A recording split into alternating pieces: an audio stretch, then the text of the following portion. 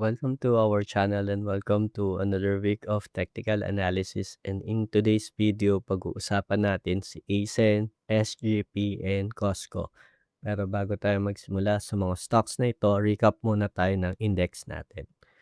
For my charting, I am using weekly time frame, moving averages, and support and resistance. Good recovery to our market this week. Bumalik siya dito sa loob ng box natin and currently on the 5,900 level. Significant level natin itong 6,100. As it breaks out this level, may potential na magkaroon ng short bullish run. Then next resistance natin after the 6,100 level would be dito sa top ng box natin, which is around the 6,600 level approximately. Tingin nyo, would the market be able to break the 6,100 level this week?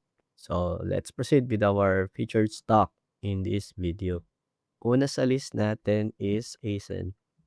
Currently moving sideways after the initial breakout sa candle na ito. Ayan. Breakout sa initial candle. Pwede tayo mag-plot ng maliit na box to determine our initial resistance and support. If malakas talaga si ASEN, we may expect the stock to move high above dito sa box natin. Mapapansin din natin na itong resistance level na to is a major resistance. Kasi kung titingnan natin yung left side ng chart, dito siya previously nakasupport, support. Critical level to if mabibreak ni ASEN. So, what do you think sa gagawin ni ASEN this week? Sunod natin is SGP. Strong bullish stock. This week, na-break na niya itong mini pause niya at this level. Itong mini pause niya at this level. If you are already a holder of this stock, I would follow trend the stock using the 20-day moving average as my exit signal. This week, nag-close siya sa 31, which we could consider a psychological resistance. So, we may expect na pwedeng next move ni SGP is sideways muna. So, tingin nyo hanggang saan yung aabutin ni SGP from this point. Last on our list is Costco. Sobrang lakas ni Costco sa closing niya this week. Recently goes above the 20-day MA.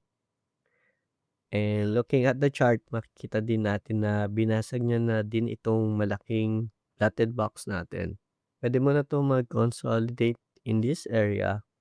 Then potentially, if we look at the left side, yung sunod na significant resistance niya is at 8.62 dito. Susunod na significant resistance.